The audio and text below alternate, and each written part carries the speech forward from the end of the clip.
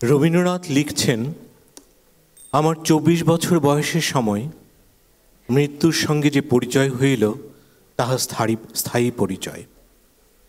তাহা তাহার পরবর্তী প্রত্যেক বিচ্ছেদ শোকের সঙ্গে মিলিয়া অশ্রুর মালা দীর্ঘ করিয়া গাঁথিয়া চলিয়াছে। শিশু বয়সের লঘু জীবন বড় বড় মৃত্যুকে অনায়াসেই পাশ কাটাইয়া ছুটিয়া যায়, কিন্তু অধিক বয়সের মৃত্যুকে অত সহজে ফাঁকি দিয়ে এড়াইয়া চলিবার পথ নাই।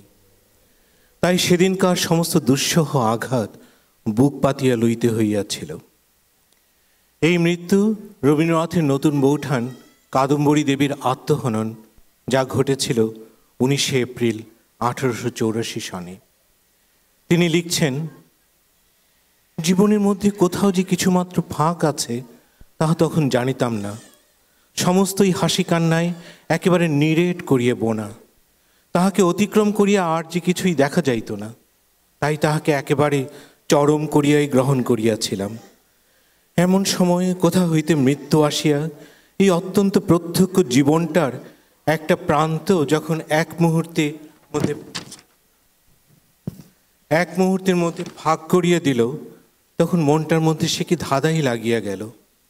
চারিদিকে গাছপালা, মাটি, জল, চন্দ্র, সূর্য, গ্রহ, তারা তেমনি নিশ্চিত সত্যের মতোই বিরাজ করিতেছে, অথচ তাহাদেরই মাঝখানে তাহাদেরই মতো যাহা নিশ্চিত সত্য ছিল, এমনকি দেহ, প্রাণ, হৃদয়, মনের সহস্রবিধ স্পর্শের দ্বারা যাহাকে তাহাদের সকলের চেয়ে বেশি সত্য বলিয়া অনুভব করিতাম, সেই নিকটের মানুষ যখন এত সহজে এক নিমেষে স্বপ্নের মতো মিলাইয়া গেল, তখন সমস্ত জগতের দিকে চাহিয়া মনে হইতে লাগিল, এ কি অদ্ভুত আত্মখণ্ডন। যাহা আছে এবং যাহা রহিল না, এই উভয়ের মধ্যে মিল করিব কেমন করিয়া? আমার মন আমাকে বোঝাতে বসল, সবই মায়া। আমি রাগ করে বললাম, এই তো টেবিলের সেলাইয়ের বাক্স, ছাদে ফুল গাছের টব, খাটের উপর নাম লেখা হাত পাখাখানি, সবই তো সত্য। মন বলল, তবু ভেবে দেখো। আমি বললাম, থামো তুমি, এই দেখো না গল্পের বইখানি, মাঝের পাতায় একটা চুলের কাঁটা, সবটা পড়া শেষ হয়নি। এও যদি মায়া হয়, সে এর চেয়েও বেশি মায়া হলো কেন? মন চুপ করলে। বন্ধু এসে বললেন, যা ভালো তা সত্য, তা কখনো যায় না। সমস্ত জগৎ তাকে রত্নের মতো বুকের হাড়ে গেঁথে রাখে। আমি রাগ করে বললাম, কি করে জানলে? দেহ কি ভালো নয়? সে দেহ গেল কোনখানে? ছোট ছেলে যেমন রাগ করে মাকে মারে, তেমনি করে বিশ্বে আমার যা কিছু আশ্রয় সমস্তকেই মারতে লাগলেম। বললেম, সংসার বিশ্বাসঘাতক। হঠাৎ চমকে উঠলেম, মনে হলো কে যেন বললে অকৃতজ্ঞ। জানলার বাইরে দেখি ঝাউ গাছের আড়ালে তৃতীয়ার চাঁদ উঠছে। যে গেছে এ যেন তারই হাসির লুকোচুরি। তারা ছিটিয়ে দেওয়া অন্ধকারের ভেতর থেকে একটা ভর্ৎসনা এলো। ধরা দিয়েছিলেন সেটাই কি ফাঁকি? আর আড়াল পড়েছে এইটাকেই এত জোরে বিশ্বাস? দীর্ঘকাল পরেও কাদম্বরী দেবীর আত্মহত্যার রেশ রয়ে গিয়েছিল কবির মনে। রানীচন্দ্রকে বলেছিলেন, নতুন বৌঠান মারা গেলেন, কি বেদনা বাজল বুকে। মনে আছে সেই সময় আমি গভীর রাত পর্যন্ত ছাদে পায়চারি করেছি, আর আকাশের দিকে তাকিয়ে তাকিয়ে বলেছি, কোথায় তুমি নতুন বৌঠান, কোথায় তুমি নতুন বৌঠান, একবার এসে আমায় দেখা দাও। কতদিন এমন হয়েছে, সারা রাত এভাবে কেটেছে। সেই সময়ে আমি এই গানটাই গাইতাম বেশি, আমার বড় প্রিয় গান, আমার প্রাণের পরে চলে গেল কে।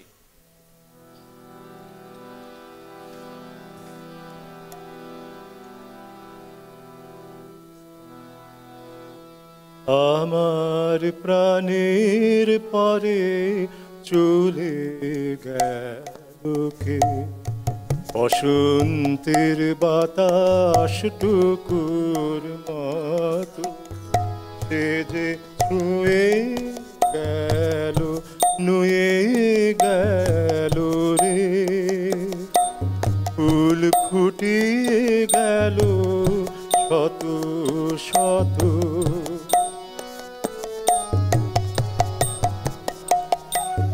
সে চলে গেল বলে গেল না,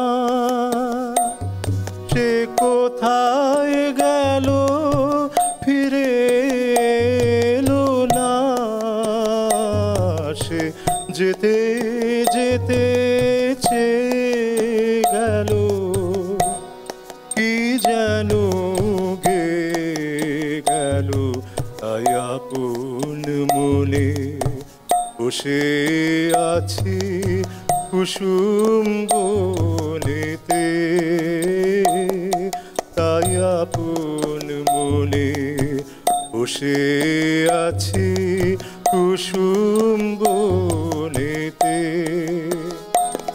সে ঢেউয়ের মতন ভেসে গেছে চাঁদের আলোর দেশে গেছে। সে ঢেউয়ের মতন ভেসে গেছে চাঁদের আলোর দেশে গেছে। যেখান দিয়ে হেসে গেছে হাসি তার রেখে গেছে রে। মনে হলো আখির কোণে আমায় যেন ডেকে গেছে সে। আমি কোথায় যাব, কোথায় যাব ভাবতেছি তাই একলা বসে।